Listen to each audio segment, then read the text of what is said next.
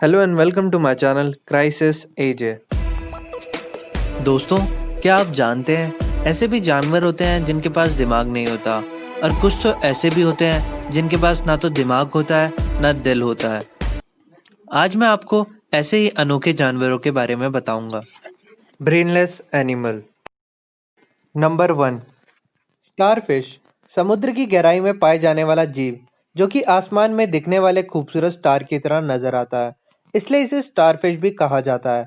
Starfish को हिंदी में बोले तो तारा मीन। इसकी 2000 से भी ज़्यादा प्रजातियां हैं। किसी का कलर पैटर्न अलग होता है तो किसी की भुजाओं की संख्या अलग होती है।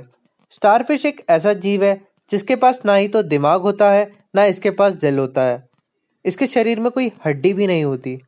अब आप सोच रहे होंगे कि जिसके पास ना दिल है ना दिमाग है तो ये सरवाइव कैसे करता होगा। स्टारफिश के पास बहुत ही आधुनिक नर्वस सिस्टम होता है, जिसकी वजह से वो अपनी बॉडी के अलग अलग हिस्सों में इंफॉर्मेशन भेज पाता है। स्टारफिश की भुजाओं में छोटे छोटे पैर होते हैं जिनकी मदद से यह एक जगह से दूसरी जगह जाता है। स्टारफिश की कई आंखें होती हैं। इनसे वह दूसरे जीवों की आंखों की तरह देख तो नहीं सकता, लेकिन इससे उसे किसी जगह पर रोशनी या अंधेरे होने का एहसास हो जाता है।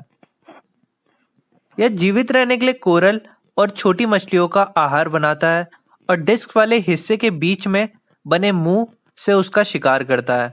कुछ स्टारफिश छोटे छोटे समुद्री जीवों का भी शिकार करती हैं, लेकिन इसका शिकार समुद्री केकड़े करते हैं। नंबर 2, सी ककम्बर यानी समुद्री खीरा। गर्मी के मौसम में हर कोई अपनी डाइट में खीरे को शामिल करता है। खीरा पानी की कमी कम करने में सहायक होता है। यह खीरा कोई फल या सब्जी नहीं, बल्कि एक समुद्री जीव है। यह भी उन जानवरों की लिस्ट में शामिल है जिनके पास दिमाग नहीं होता। सी ककम्बर दुनिया भर के समुद्र तल पर पाए जाते हैं। जैसे कि आप सब लोग जानते हैं, चीन के लोग किसी भी अजीबोगरीब समुद्री जानवर को बड़े ही चाव से खा लेते हैं।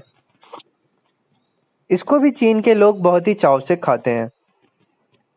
इस जानवर की कीमत लगभग $1000 यानी 70,000 रुपये होती है। इस खीरे को बाजार में बेचने के लिए इसका वजन करीब 400 ग्राम होना चाहिए। वजन के हिसाब से देखा जाए तो 450 ग्राम का समुद्री खीरा सबसे अच्छा माना जाता है। Number 3, jellyfish. दुनिया के हर समुद्र में पाया जाता है। यह किसी साफ पानी के झील या नदी में भी मिल सकता है। जेलीफिश के पास दिल, दिमाग, फेफड़े, पैर, सर और यहाँ तक कि हड्डियां तक नहीं होती। अब आप यह सोच रहे होंगे, इन सब चीजों के बिना यह जीवित कैसे रहता है। जेलीफिश के पास फेफड़े यानी लंग्स नहीं होते, इसलिए ये हमारी तरह सांस नहीं लेते हैं। इसकी स्किन इतनी पतली होती है, ये अपनी स्किन से ही सांस ले लेते हैं।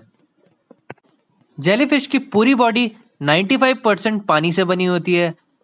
दुनिया में लगभग 2000 से भी ज्यादा अलग अलग तरह की जेलीफिश पाई जाती है।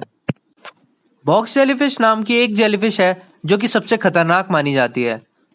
एक अकेला बॉक्स जेलीफिश के जहर से लगभग 60 लोगों की जानें जा सकती है।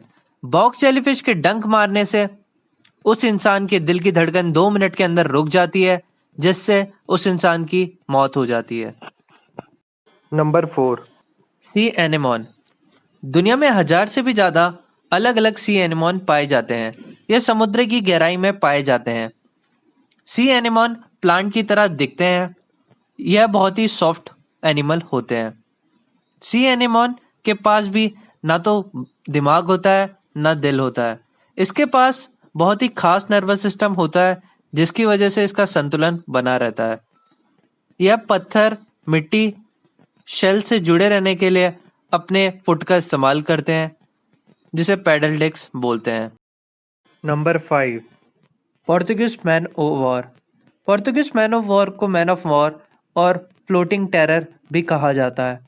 पोर्तुगीज मैन ऑफ वॉर एक फूले हुए जेलीफिश की तरह दिख सकता है, लेकिन वास्तव में यह एक सिप्नोफोर है। जानवरों का एक विचित्र समूह जो दर्जनों, सैकड़ों और यहाँ तक कि हजारों जेनेटिकली रूप से समान व्यक्तिगत प्राणियों से बने कॉलोनियों से मिलकर बनता है। इस कॉलोनी के बीच प्रत्येक अलग जीव आवश्यक महत्वपूर्ण कार्य को वितरित करता है, जो नर्वस सिस्टम, हार्ट और ब्रेन की कमी के लिए बनते हैं। यह जेलीज की तरह लहराता है, लेकिन इसमें बहुत घातक डंक होता है। यह वास्तव में बड़े जानवरों को मार सकता है और कुछ मामले में वह लोगों के लिए भी घातक रहा है। नंबर 6, सी स्पॉन्जेस।